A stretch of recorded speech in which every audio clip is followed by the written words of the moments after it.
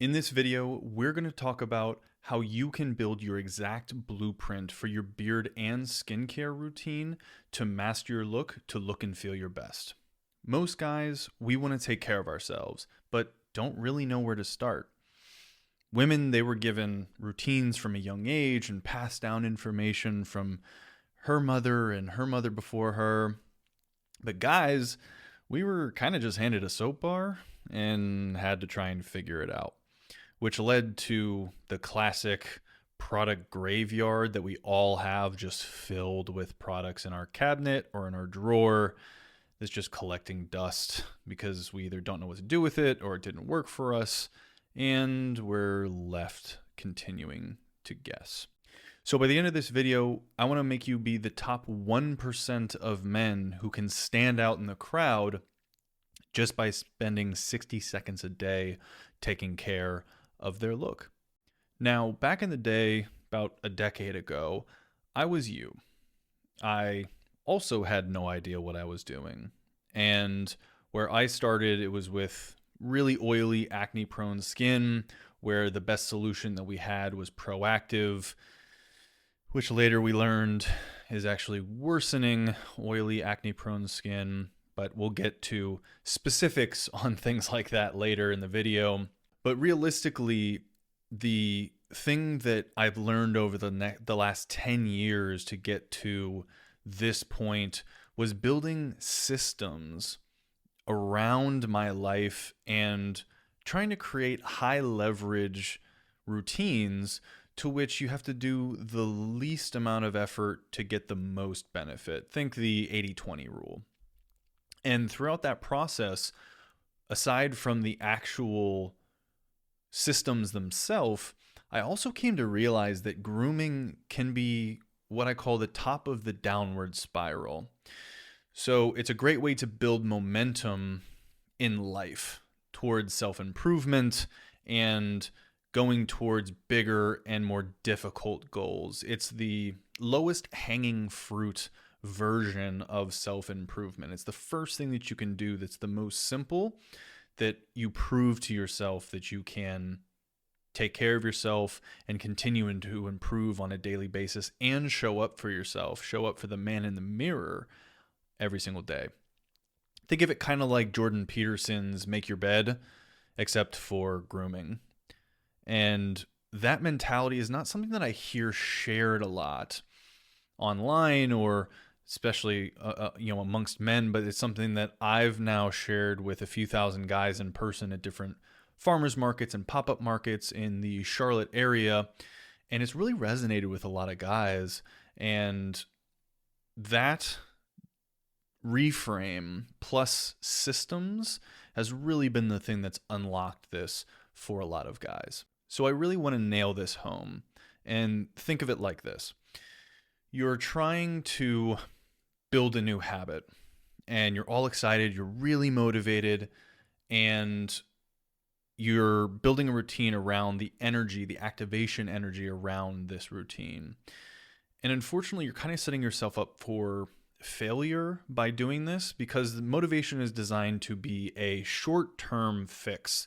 Again, calling it activation energy to get you activated, to get you starting a new thing that is challenging. You're all excited about it. It's new. You're learning tons of things. You're progressing. It's wonderful, but we can shoot ourselves in the foot a little bit by acting in this way because we build an overly complex system or routine based around this high energy output, and then life at some point smacks you in the face. And this complexity turns into perfectionism, which then makes you fall off the wagon, which is why most people end up going in the new year with their New Year's resolution, going to the gym for 2 or 4 weeks, and then they end up inevitably falling off because it's not falling into this perfect pattern, or now the reality of the pain and the effort comes into the equation, and it makes it way more challenging to continue going. And so the thing that grooming allows you to do, and again, why I think that it is such an important first step for self-improvement, is because you learn 3 or 4 really important skills throughout the process. And I think that those are mostly discipline, commitment, which then lead into competency or mastery. And then lastly, a nice little secondary one if you have a beard is perfectionism. And we'll break down each of those here now. So discipline in my world is doing a thing no matter how you feel, and if you want to do it or not. No matter what life throws at you, you do it anyways. That's discipline. Now, having discipline over a long period of time, you could look at that as consistency. So it's the daily actions that you do that allow for compounding to occur of whatever your results are. Now, some things they take weeks or months or years to really compound into a real result. But with grooming, it's really unique in that most guys, specifically with their beard care, it takes 7 or 10 days for them to start to see the difference. Skin care is a little different because skin turnover is a little bit longer. So when you're younger, it's 28. As you get older, it's closer to like 40 days.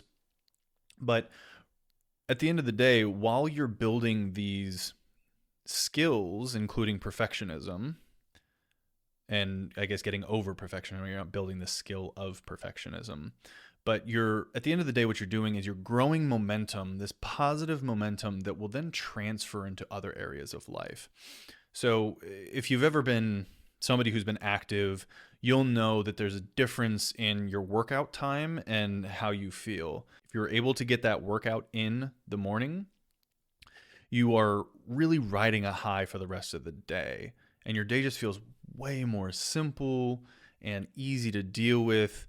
The momentum that you can grow here is different, and the ability to continue going on is more simple with grooming, mostly because it takes about 60 seconds to actually do on a given day versus exercise could be 20 minutes to 60 minutes to 90 minutes. And so the difference there is time to result feels a lot better. And so then that feedback loop happens faster, which then allows you to feel that momentum quicker. And then again, like I said, transfer that to other skills. And we'll be going in later in the video here about specific routines and what you need to do. So stay towards the end and I'll go into a little bit more depth there. Now, before we go into the actual routines, I wanted to break down the main reasons that guys tend to fail. And one of them I've already kind of touched on with the motivation and the complexity, but I wanted to dive a little bit more into that because it's not a bad thing to do that. It's very normal. But what ends up happening is we have these peak experiences and then these trough experiences. Instead of making the line consistently just go up and, having those peaks and troughs still happen, but they're smaller, we end up having these big swings, and those big swings are what make it feel like you're not really progressing, even though, again, they are natural, but you don't want to set yourself up for failure. And so the thing that this complexity leads to is this perfectionism. And having multiple steps and all these individual things that you have to do, we have 10 different things you have to do, feels overwhelming on a day where it feels like you can barely eat. And so you end up saying, well, screw it, I'm just not going to do it today. And so one missed day might become 2 missed days. Well, I didn't do it the day before, so I might as well not do it again today. Well, I'll just do it next week when I have more time. And then all of a sudden it's been a month and you've done nothing for yourself in an extended period of time. And again, this is all very normal, but we want to make sure that we're taking a different approach. And so what I like to do typically is start with beard care if the guy has a beard, but we start with one aspect of a routine, probably 2, but realistically most guys are doing some form of cleansing, but it's adding that hydration layer. And hydration with a beard oil is a bare minimum item no matter your beard length, as long as you have some hair. And I'm talking like, maybe this length, it's 7 to 10 days of growth for somebody, maybe 14 days. And with those lengths, we want to be doing anything at all, just adding something into your routine. And that is all that we need to do for the first, say, 2 to 4 weeks. And the whole purpose of that is only to make it so that we understand how much product to use and how consistently to do it, which is daily, by the way. So that there's that understanding and that ability for the first form of results to be seen, so that then you get a dopamine hit of, oh, when I do this consistently, it can improve my beard or my skin. Then from there, if the person doesn't have a overly long beard, starting at my length or longer, we'll just move them into skincare. But if you do have this length beard like mine or longer, we'll then want to add butter. So then we'll add another layer, be that, again, skincare or more beard care. And this is a way to allow us to continue to stack wins so we can see the difference, and so that you can understand that as you add more things, it doesn't take really any more time, but there can be quite a bit difference in your results when you have these added layers. And so as long as we keep it simple and we stack on top of each other, that allows for somebody to be more successful. Now, we also want to keep things within an appropriate time frame. So you want to allow real change to happen over a longer period of time. In this case, for grooming, you can do it over maybe like a 90-day period, 60 to 90 days, to really get the full routine going and add all of the layers and all of the different steps of a routine. But just to start, it can take 2 to 4 weeks. And that full 90 days is to allow enough grace period for you to learn and fine tune, and then understand, okay, seasonally, this is what we need to do versus that's what we need to do. There are these little tweaks that we'll talk about later that you do based on specific aspects of you as a person as well as where you live. But this complexity is sometimes why when we're gifted something, it feels like a lot, and why we can then also sometimes fail, because many of these kits and routines and things, they have numerous steps. And that's good in theory. And from the company's perspective, of course, the company wants you to buy multiple things. They'd rather you spend $75 on a kit than $20 or $30 on a singular product. But that just means that you think that you need to do all of these things, when in reality, depending on a number of factors for you specifically, you might only need to use one of those things. And so I do want to get into that a little bit more now here, specifically starting with beard care. The reason that I start with beard care is mostly because the majority of guys are more willing to start on their beards. Skincare feels like a bigger thing because our association is with the women in our life, be that our partners, our siblings, our family members, whoever it may be. We see their routine and we associate skincare with their 12 steps, when in reality, you don't need that many.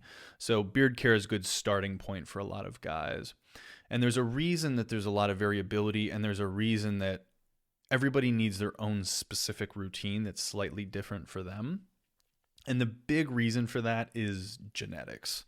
And within that, I look at your actual hormone levels, your age, your hair type. There's a number of things that are kind of wrapped within genetics.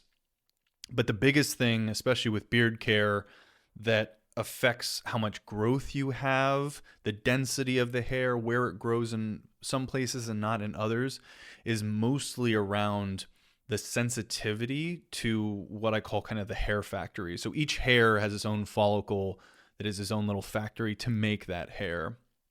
And within those, there's what's called the hair bulb, and then the dermal papillae or papilla. And the papilla is the thing that actually helps to grow the hairs.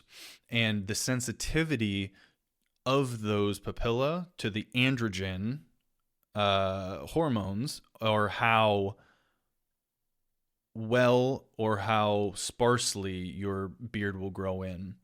And so with that, plus then certain areas will have more growth and more sensitivity than others.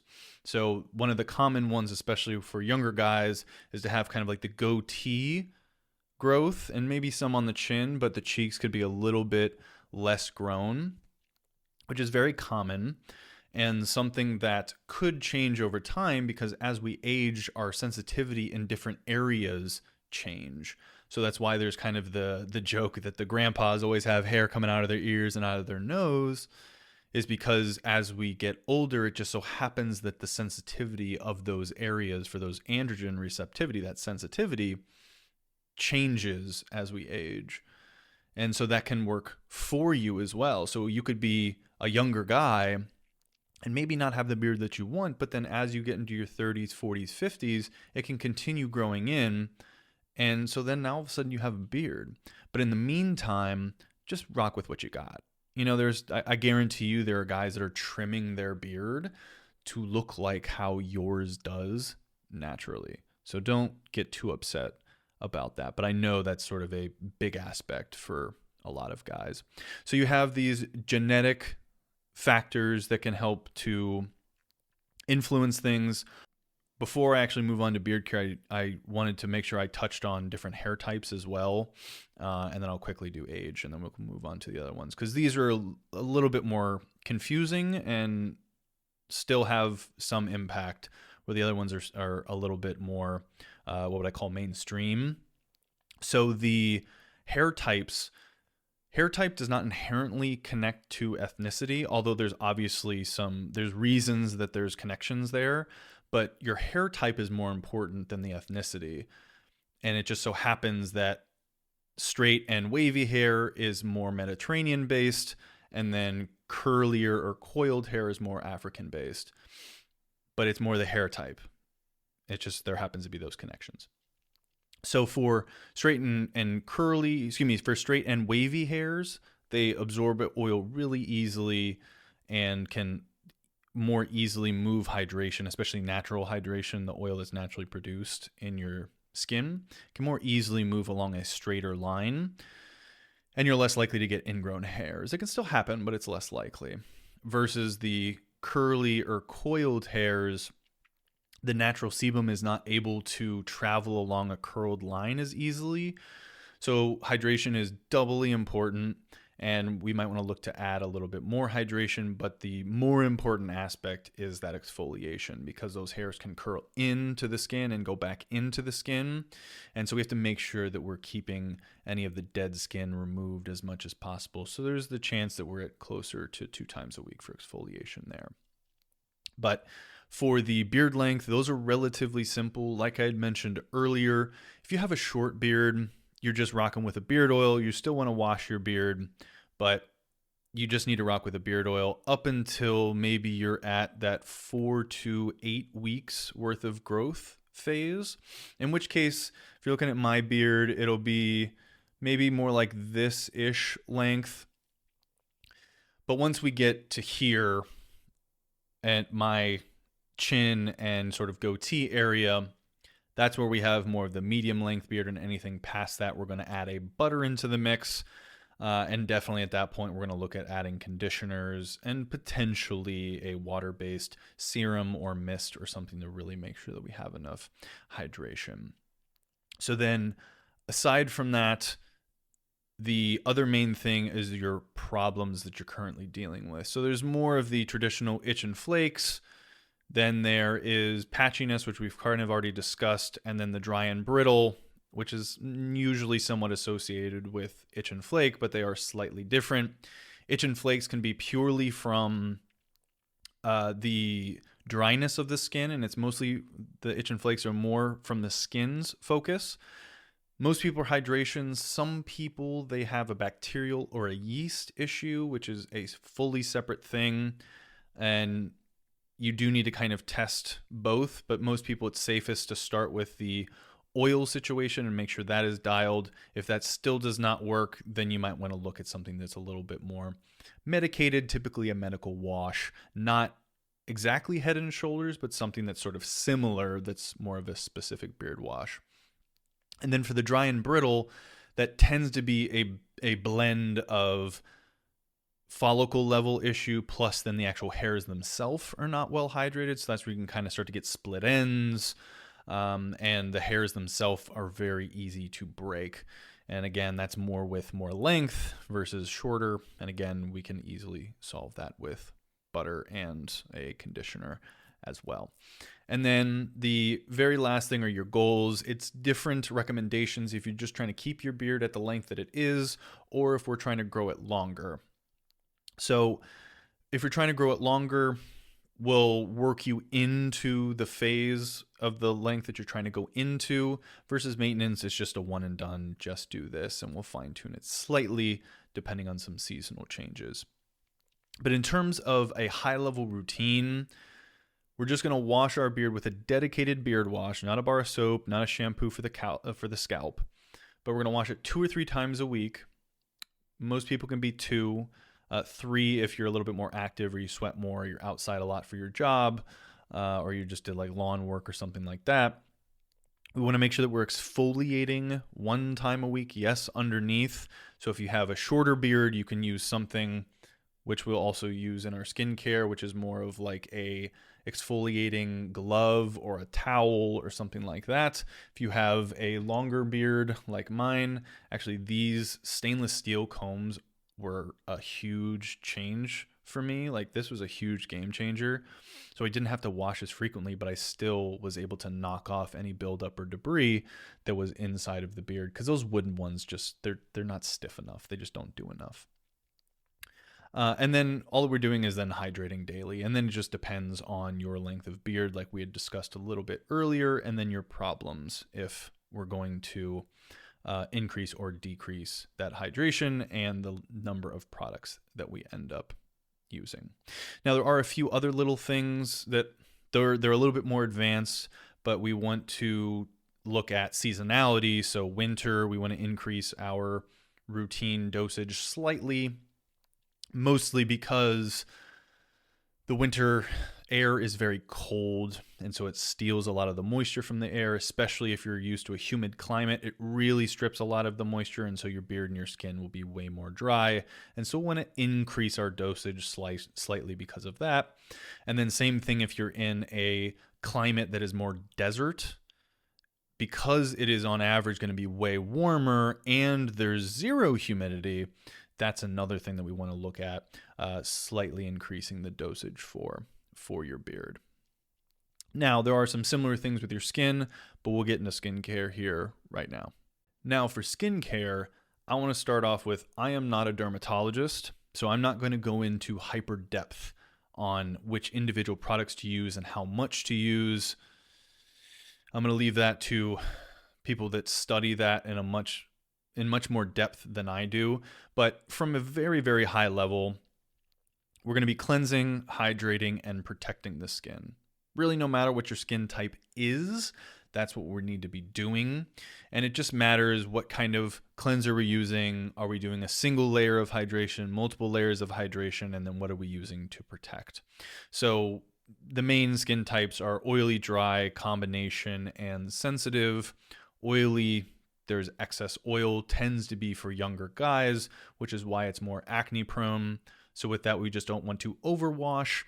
And then for the hydration side, you can go with a lotion, which is a more water-based item. So it's water and fat-based. I've just found that it's a lot easier for there to be extra ingredients that you may not love within a lotion. So I tend to lean towards an oil base. You just have to be careful in which oils you use. So I love jojoba oil, jojoba oil. It's meant to mimic the oil of the skin in that it's a little bit more biocompatible. And so that can help to balance out the oily complexion, because you're essentially telling the skin, hey, dude, I'm going to be giving this to you externally, so you don't need to worry so much about producing so much of this. And so over time, that kind of balances out. And then the protection, again, you can do just straight SPF, or you can do it as a moisturizer with SPF in it. That's more personal preference. Similar with dry skin, except we want to wash less frequently. So with oily skin, we're doing more of a gentle wash 1 or 2 times a week, 1 or 2 times a day. With dry skin, We don't want to do really more than one time per day. And that's really about it. And then from the hydration perspective, you need to add way more hydration to the skin, and you have to make sure, again, is this something that needs dermatological intervention because there's lots of rashing and flaking. That's a different thing than I just don't put stuff on my skin dry. Those are very different. Most people fall into the I just don't put anything on my skin dry, in which case just adding product will do wonders for your skin. And so again, on the hydration, if you're dry, you can go a little bit heavier on stuff. So again, an oil can be great, but also doing a lotion is totally fine. And then we're just making sure that we're, again, doing the SPF. And then combination skin is interesting because what can happen is a number of things. So one, you can have certain skin types and certain areas of the skin, while others have a totally different kind. So the most common one is sort of the T-zone, which is your forehead and your nose would be a little bit more oily. And then let's say like your cheeks and underneath the beard would be a little bit more dry. So those are a little bit more challenging. And if you go the sort of more oil route, and again, following the jojoba thing, if it's drier, you're adding more oil to those areas. If it's oily, you're telling your body to kind of chill out. So we found that can be pretty helpful. The challenge with combination skin is there could also be oil on top, but then underneath the skin itself could still be very dry, which is when you would want to add a serum first. So a water-based serum, like I love a hyaluronic acid serum. Then I'll add, our face oil now, the proper face oil. And then you'll get the best of both worlds. So you'll be hydrating the dry skin underneath as well as balancing out the complexion over time, and then we're still protecting. And then lastly, sensitive skin, which I used to feel like I fell into the camp of. My understanding is that's likely more of a skin barrier issue, again, typically with overwashing or underhydrating. So again, if we focus on hydration, we can then find out if it's actually a sensitivity or you just weren't adding enough product. If it's sensitivity, again, that's more of a dermatologist than something like me. So there was a lot of theory. What I wanted to do is then put it into actual practice. So there's three main guys that I tend to see in person that I wanted to talk to you about to give a little bit more practicality and actual routines as to what these gentlemen would be doing on a regular basis. So the first one is the typically slightly younger guy with oily skin, potentially acne prone, that has a patchy beard. So high level routine, going to be exfoliating one time a week. Again, with one of the exfoliating gloves is great, and you could do the full face there. So it'd be face and the skin underneath the beard. If it's patchy, then you can probably get away with that. We want to be washing the face every single day with a gentle, likely low foam wash once or twice a day, making sure then that we are hydrating daily after we have washed. And then we're going through our protection phase. Then lastly, what we would be then doing is targeting the actual beard. Now, there's unfortunately a ton of misinformation when it comes to beard care and beard growth. And so as we mentioned earlier about the genetics, that is a humongous portion of it. That said, there is a potential secondary benefit of utilizing a beard oil or just other kind of beard related hydration products, is much like with your scalp. There is a higher probability that it could grow in longer, thicker, fuller if the areas are healthy and clean. So it doesn't make it a primary benefit. It's a nice secondary benefit of taking care of the skin. And we've seen that with guys in Lambazi in our one-on-one coaching. It does happen, but it's nothing that I would want to put out as a forefront benefit. And most of the companies that are doing that, their marketing information is misleading at best. So that's all you'd be doing is doing your hydration. Again, washing 2 or 3 times a week of the actual beard with a dedicated beard wash.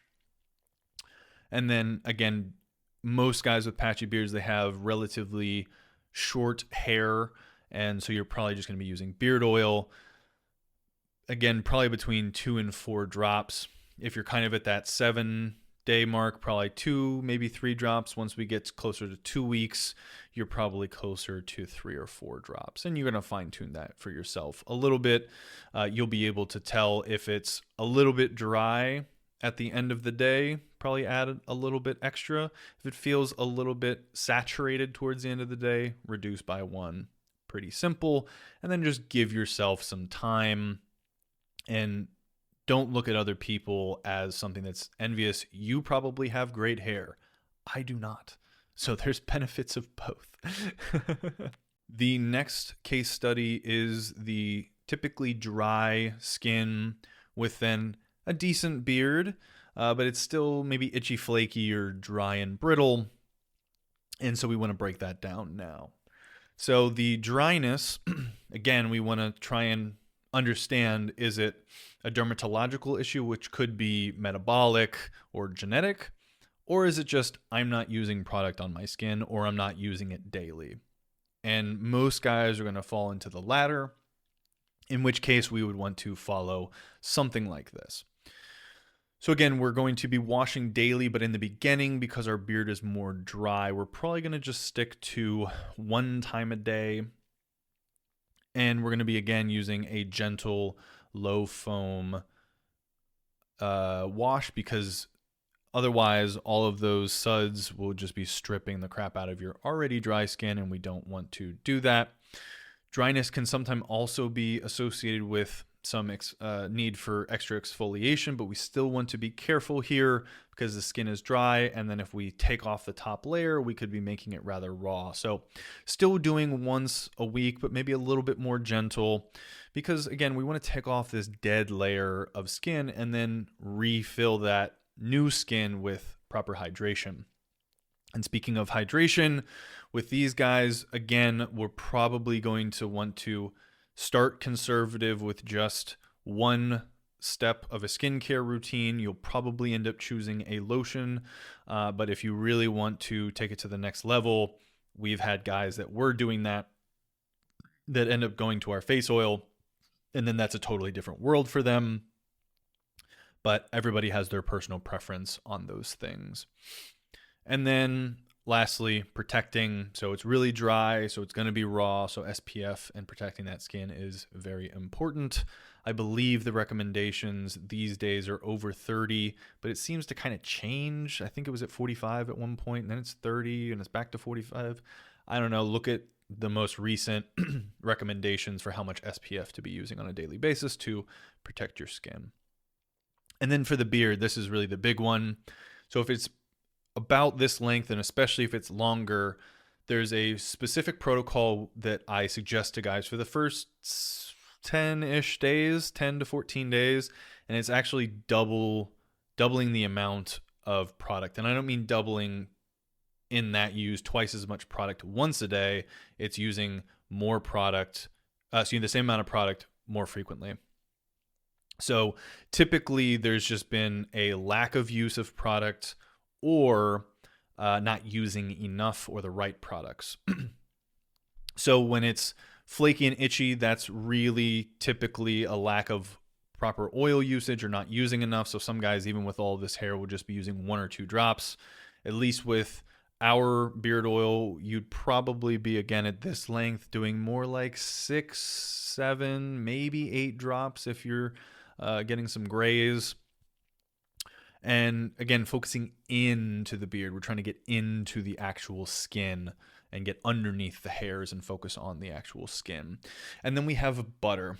So because we'll be starting off with this twice a day situation, we'll want to probably start off with like 1/3 to a half pea size of butter, so that we can actually condition the hairs themselves. That's where the dry and brittle comes in. The itchy and flaky is the skin, dry and brittle is typically the hairs. And sometimes dry and brittle, at least the brittle side, can be from the actual follicles and so be deeper as well, but we want to be covering all bases here. And again, even though we're double dipping with our hydration, we still want to be washing even maybe towards the 2 times a week for the first 2 weeks, in which then the third and fourth and continuing go into more of a maintenance phase of just 1 time a day, morning or night, whatever you prefer. And then you'll kind of augment whenever you feel right. You'll do a nighttime addition of butter or oil or both, depending on if you've just washed your beard or if it's feeling particularly dry in the morning. If you do end up using especially a butter at night, make sure you at least have 60 to 90 minutes before you go to bed, because otherwise it's not absorbed enough and you're just going to kind of be mushing it all over your pillow. So we want to be careful with that. So the final case study that we have is the skin with fine lines and wrinkles and gray beard. Those gray beards are typically very coarse and rough and very dry. And we'll get into why here momentarily. But the actual skin, as we age, your skin gets a little bit thinner. And especially if you've not been taking care of your skin for pretty much your entire life, those wrinkles are going to be a little bit deeper than they maybe should given your age. And so hydration is really important, and we're also going to see if we can resurface the skin a little bit. So we'll be adding something into this routine. So with the fine lines and wrinkles, again, we're going to want to exfoliate once a week, and probably just that, because again, our skin is a little bit thinner here. So you'll probably want to have a medium toughness as you're sort of scrubbing your face. Then hydration, probably want to go with an oil, because many of the traditional lotions might be a little too light for something like this. So probably want to go with an oil and then a slightly heavier cream, especially for night. But we want to make sure that we're definitely protecting the skin during the day. And at that point as well, we're definitely going to be wanting to use a moisturizer with SPF to really make sure we're getting enough hydration. We're not going to like totally change the structure of your skin there. We're just going to fill in the gaps a little bit more. The crevices of those wrinkles, we're going to fill them in a little bit more over time. But again, it does take time. You're probably going to need a few skin turnovers, and each turnover as we get older can be up to 40 days. So you have to give it time.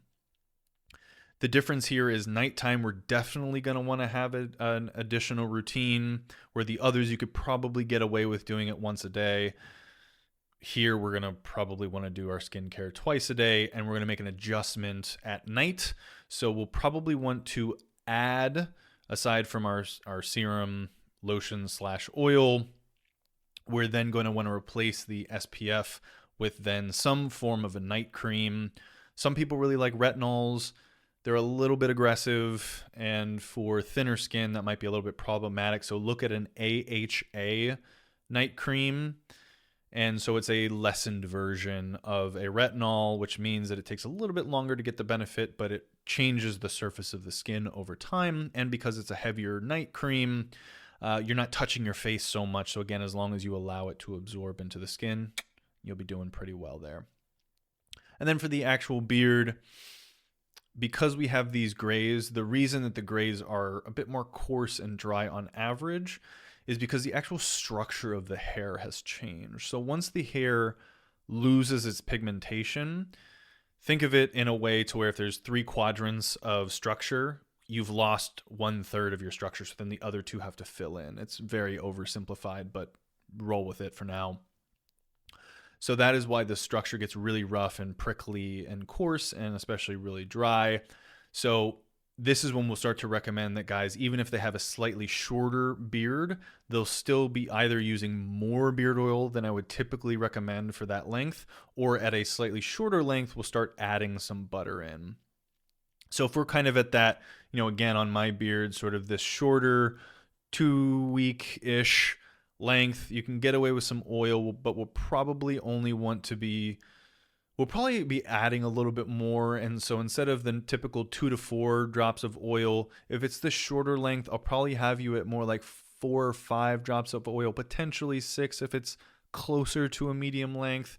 And then once we get to having that month to 2 month worth of growth, we definitely need to be adding a butter in there.